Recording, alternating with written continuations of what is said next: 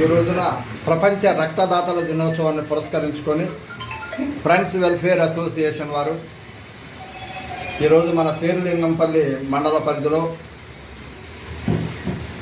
ఎక్కువ సార్లు రక్తదానం చేసినటువంటి కర్మయోగులైన రక్తదాతలకు ఆత్మీయ సత్కార కార్యక్రమం నిర్వహించడం జరుగుతూ ఉంది.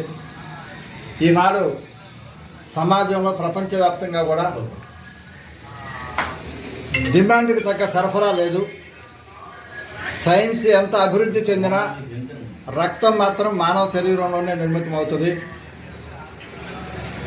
రక్తదానం పట్ల సమాజంలో చాలామందికి అపోహలు ఉన్నాయి. ఆ అపోహను తొలగించి ప్రజలను ప్రోత్సహించి దాతలను ప్రోత్సహించి మరియు రక్తదానం చేసినటువంటి వారికి కృతజ్ఞతలు తెలిపే కార్యక్రమమే ప్రపంచ ఆరోగ్య సంస్థ వారు ఈరోజు ప్రపంచవ్యాప్తంగా కూడా ప్రపంచ రక్తదాతల దినోత్సవాన్ని నిర్వహించడం జరుగుతోంది. ఆ కార్యక్రమంలో భాగంగానే మరి రక్తదాతలు కూడా కృతజ్ఞతలు ప్రతి సంవత్సరం కూడా ఒక నినాదంతో చేస్తున్నారు. ఈ సంవత్సరం కూడా ఒక నినాదం, రక్తదానం చేయండి, మన ప్రాణాలను కాపాడదామని ఒక నినాదంతో చేస్తూ ఉన్నారు. రక్తం అనేది ప్రాణదానంతో సమానం.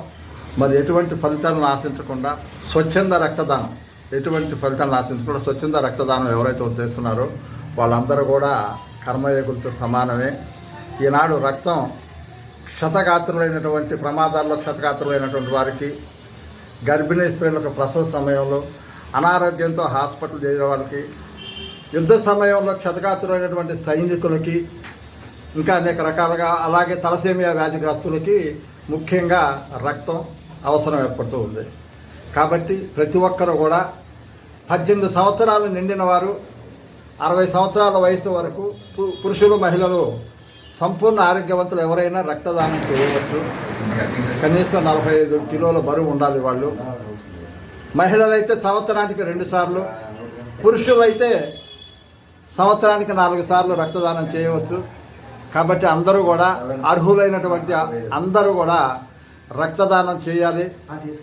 రక్తదానం చేస్తే ప్రాణదానంతో సమానం. కాబట్టి ముఖ్యంగా ఇటీవల కాలంలో తలసేమియా వ్యాధిగ్రస్తులకి రక్తం ఎక్కువ అవసరం పడుతూ ఉంది. కాబట్టి తరచూ అందరూ కూడా ఇది ఒక పవిత్ర కార్యక్రమం. మనం ఒకరికి సహాయం చేస్తున్నటువంటి ఆత్మ సంతృప్తి కలుగుతుంది మానవుడికి రక్తదానం చేసిన వాళ్ళకి. అలాగే అనేక రకాలైనటువంటి ఆరోగ్య సమస్యలు కూడా తొలగిపోతే మానవుడికి, ముఖ్యంగా గుండె జబ్బులు కానీ, పెరాలసిస్ కానీ, అలాగే మెంటల్ పీస్ కానీ, అలా అనేక రకాలైనటువంటి వ్యాధులు కూడా రాకుండా ఉండడానికి రక్తదానం చేసిన వాళ్ళకి అవకాశాలు ఎక్కువ ఉన్నాయని చెప్పేసి వైద్య శాస్త్రం నిపుణులు